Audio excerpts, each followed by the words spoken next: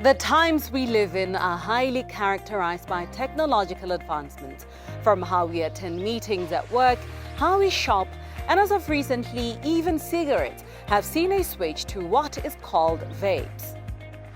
Vapes are electronic cigarettes, or e-cigs for short, which is consumed through what is called vaping. They are small rechargeable devices that can resemble an actual cigarette, a small bottle, a smoking pipe, or anything that can be considered pleasing or cool to young people. As a relatively new market, the global vape industry is worth more than $22.4 billion, with an expected growth rate of 30% in 2030. Vapes came into existence not too long ago in hopes of giving traditional cigarette smokers a safer alternative. But are they actually safe? To help us investigate, we're joined by pharmacologist and consultant cardiologist, Dr. Kiran Bhagat. Vaping basically, in essence, is inhaling or breathing in pure nicotine. What is happening is the extract from tobacco known as nicotine, which is the most addictive compound in the cigarette itself, the traditional cigarette, is extracted and then mixed with various chemicals. It's mixed with alcohol, it's mixed with various colorants, and so it has been something that has been on the rise, initially used by the Americans as a means to come off the traditional tobacco, because we know that tobacco itself, a cigarette itself, has anything between 7,000 to 10,000 additional chemicals in there, which we know cause cancer of various organs. Over many decades, we've come to realize that.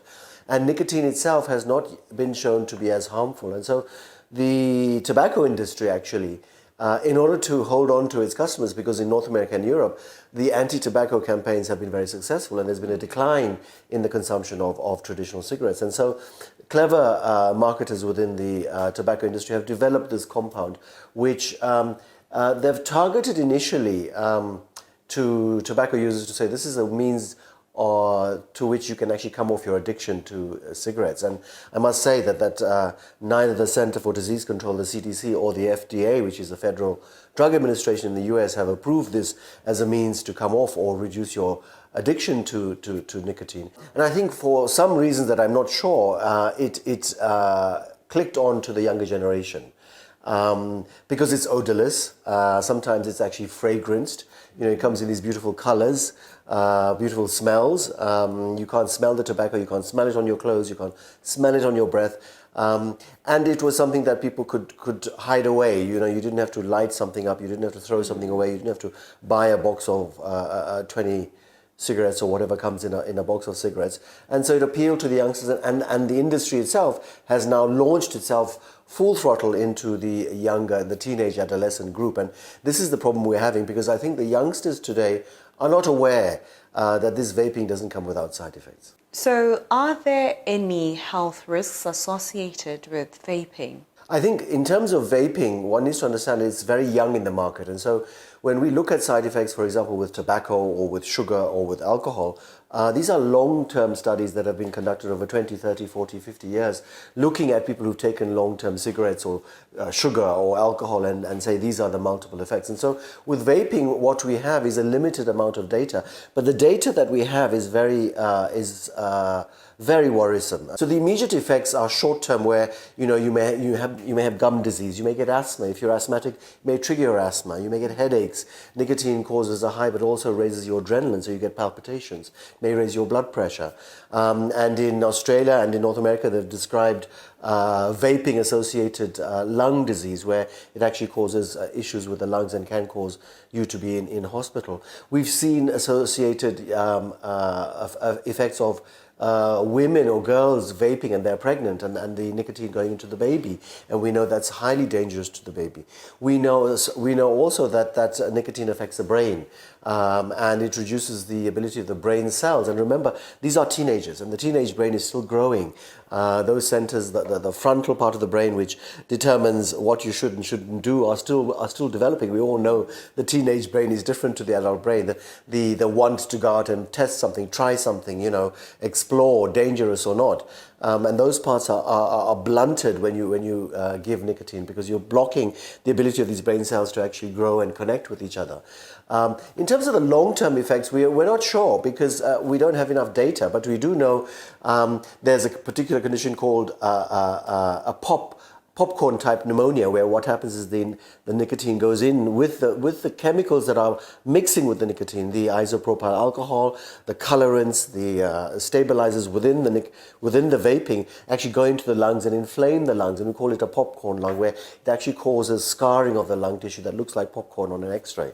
So we're seeing some of this in our hospitals and in our clinics, and of course the teenager comes with the parent and doesn't want to admit to the parent that they're taking this substance. So there are these issues that we need to bear in mind in terms of the short-term and possibly long-term effects. Of course, we also know now from West data, which I'm sure applies here, is that it does not seem to be a means by which you restrict yourself from taking ultimately cigarettes, and eventually it may be a stepping stone to other more harmful products, whether it's the cigarette itself, the old-fashioned one, or whether you mix it with other things that we have been aware of, particularly during the lockdown when teenagers and youngsters didn't have anywhere to go, didn't have anything to do, were not socializing, and as a result vented their frustrations by these sort of addictive compounds. How long would one's lungs take to heal from vaping after suffering from such consequences as popcorn pneumonia, I believe you called it? What we know is that if the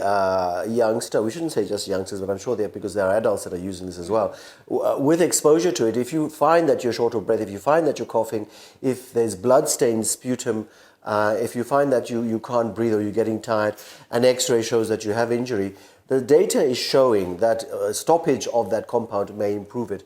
We're not sure what it is. We know that the vaping is mixed with vitamin E. We know it's mixed with alcohol. And we're not sure whether it's the additive compounds in the vaping mixture itself that's causing it, or whether it's the nicotine itself.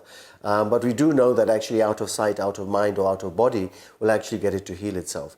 The consequences in terms of long-term effects of that scarring, we're not sure, because the data is just not there. So that's really important. So the issue is people must understand that this is not a harm-free way of remaining free from nicotine addiction or cigarette addiction. We keep saying that, nicotine is the addictive compound in vaping. Perhaps you could speak to the signs of vaping addiction at this point. The signs of addiction are the signs of addiction to anything. It's the need for your next fix, whether it's alcohol, whether it's sugar, whether it's fat, whether it's salt, whether it's vaping, it's you can't do without it. You get irritable, you get restless, your heart begins to race, you get sweaty palms, you get irritable, you will do anything to get that next fix. You'll go and pilfer from the house. You'll take things and sell them. So they'll resort to also the violence, to get that quick fix. So these are signs of addiction to vaping and to nicotine itself. That irritability, that withdrawal symptom, that shakiness, that distractedness. That in children we would normally call it attention deficit hyperactivity or ADHD, but this is some of the signs of nicotine withdrawal. Also recently we found that some of these canisters actually explode, and so there's been explosions and skin burns, etc., either with fiddling with the canister, trying to adulterate it and add something to it, or by mistake. Say someone quits smoking, then switches to vaping. What happens? The studies show that those who are smokers who have switched to vaping don't ultimately eventually stop smoking, because there are situations where you've run out of a vaping canister and you're in, you're at a party, or you've had a couple of drinks, or you're with your mates or your friends, particularly the younger generation, and there's no resource, and somebody happens to be smoking, you'll pick up a cigarette. I certainly am behind the WHO in saying that all nicotine-related compounds are addictive, and this particular new venture, to me, certainly seems seems like a marketing ploy, just like the sugar industry and the fat industry, in terms of people keeping people addicted to the compounds on the market. So with all things considered and all that you've shared here, how does one stop vaping? I think to stop vaping, one should never start.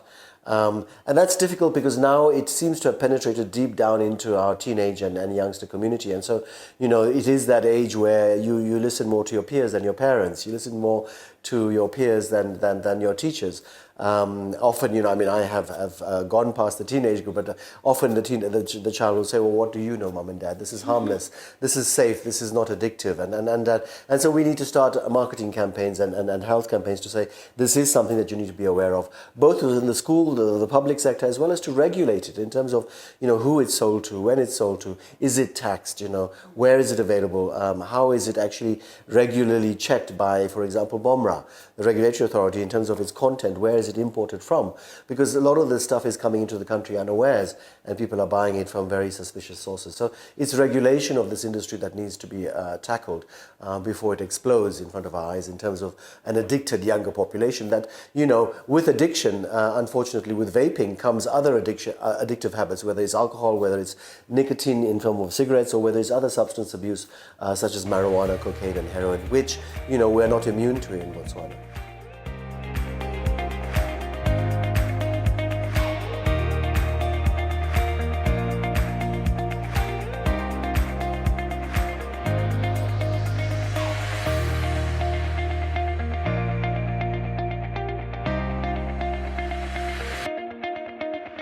This program was brought to you in association with First National Bank of Botswana.